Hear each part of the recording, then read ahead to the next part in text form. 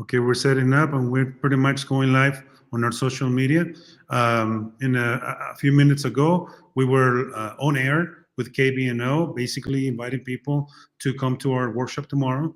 I think it's going to be a really important one, but I'm going to let our guest tell us more about it because she's the one that knows it. She knows about it, and we are excited with this partnership that we have, both with you and with Chava, and vice versa with Chava. And thanks to Chava, now we know you. Ladies and gentlemen, I want to introduce you to one of our members of our business community, and also also a member of our chamber, Angela Vichick. Angela, welcome.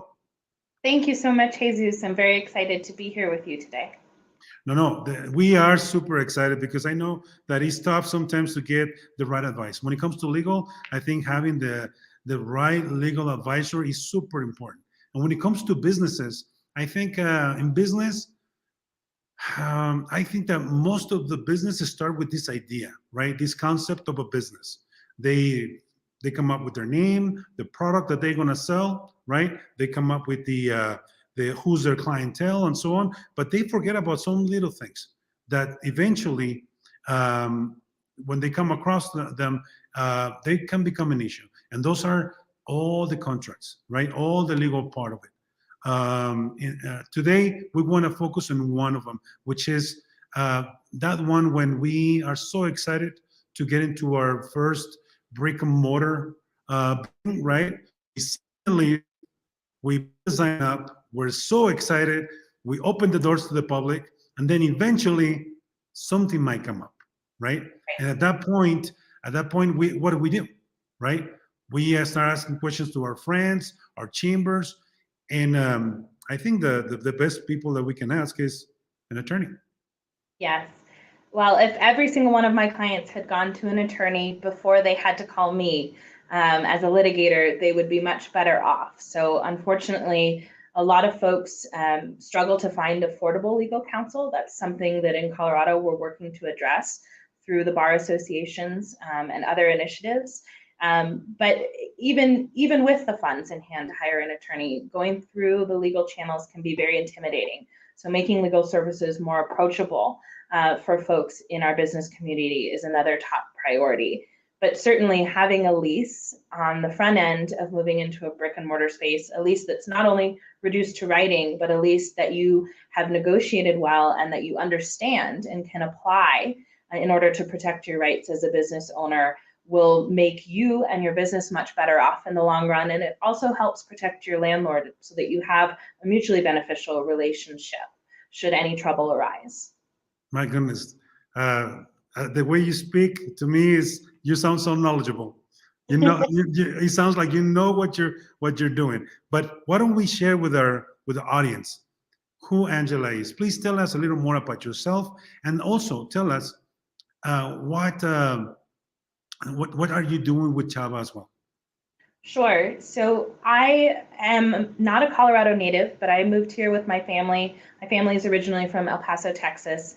I came here when I was a teenager. We moved to Glenwood Springs, which is on the western slope of the state. And I was introduced to the law and my passion for the legal system when I was a high school student in a mock trial program. From there, I went to the University of Colorado in Boulder for both my undergraduate education as well as for law school. And for the first several years of my practice, I returned to the Roaring Fork Valley before Justice Melissa Hart was appointed to the Colorado Supreme Court and made me an offer I couldn't refuse. She invited me to be one of her clerks in her chambers in 2017. So like Justice Hart, and with her encouragement during my clerkship, I was able to get very much involved in community activities here in Denver, educational programs, and with certain access to justice issues, including those affecting small businesses. And that's how I ended up becoming a member of the CHBA. I'm currently a partner here at Lewis Roca in Denver. I am a member of the firm's litigation practice group, meaning I focus most of my time counseling clients about potential disputes or disputes that have already arisen. I work on matters from pre-litigation negotiation through trial, and I also do some appellate work. My clients are individuals as well as businesses, and I really, really enjoy now being back here on the Front Range, the abundance of activities that I can engage in within our community. I'm, as I said, the co-chair of the Colorado Hispanic Bar Association's Pro Bono Committee, where we focus on offering not only educational opportunities to our attorney members, but also services and educational programming to the general public on very important issues, such as commercial tenancy issues. I'm also on the board of directors for the Colorado Hispanic Bar Association's separate foundation. It's a charitable foundation which focuses on providing scholarship opportunities to students in our community.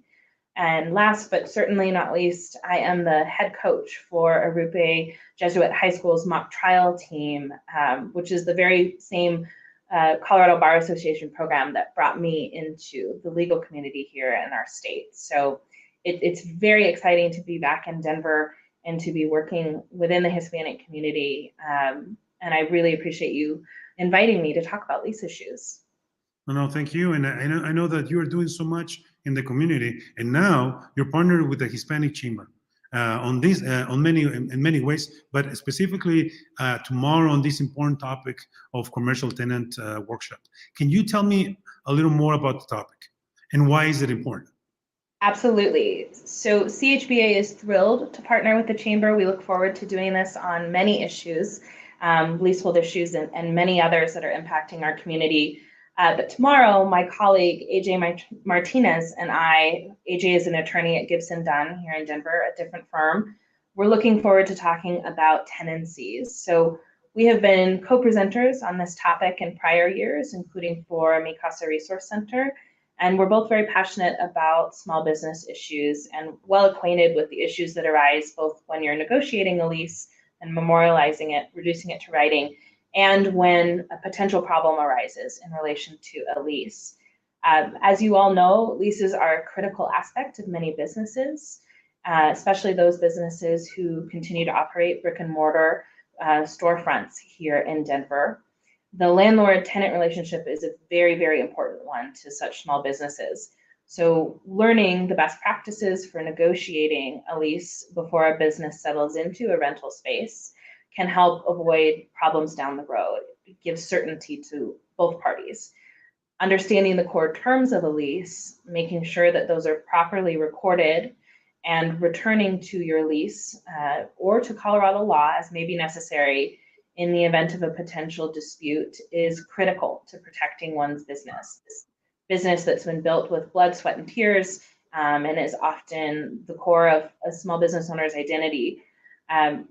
All too often, however, business owners who are otherwise very, very savvy with what they do can be intimidated, understandably so, by the lease negotiation process, working with a third party, with potentially more bargaining power, which landlords often have, or on the other end, often let disputes or potential problems with a lease or a lease space go unaddressed for too long. And waiting can have very, very serious consequences. So AJ and I are committed to educating small business owners about their leasehold rights under Colorado law, teaching you how to negotiate or how to review your lease and look for answers to very important questions as they may arise, and how to navigate a tricky situation if you find yourself in a dispute with your landlord or with a problem at your lease space. There are also a number of excellent legal resources here in Denver, especially those that have cropped up during the pandemic to help businesses specifically all along the Front Range. And we're very eager to spread the word about those great organizations as well tomorrow. Perfect. Ms. Vichick, as you know, this is really important to us, not only to the Chamber, but also to our business community throughout Colorado. We represent, in a way, whether it's directly or indirectly, more than 100,000 Hispanic-owned businesses out there. And thanks to this radio show that we have, in which you were a part of today, thank you so much for being a part of this radio show, we've been able to connect with the community.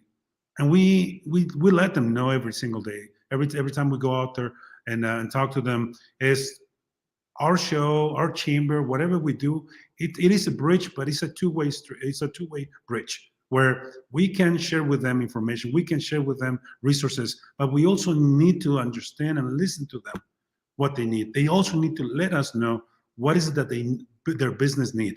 And in this case, many people in the audience called in and asking in different ways the same questions, which is, you know what, my landlord recently came back to me. He gave me a new pretty much kind of a new notice that I need to pay double the amount. And it's not just me, it's like 5 of us. And this is basically just pushing us away. We don't know what to do. We want to find out there's anything that we can do, if there's anything that can protect us of what is going on now. And again, we as a chamber, we're there to provide them with the resources, but also, and most importantly, to become the connectors. We cannot provide them with legal advice, but we can connect them with those who can.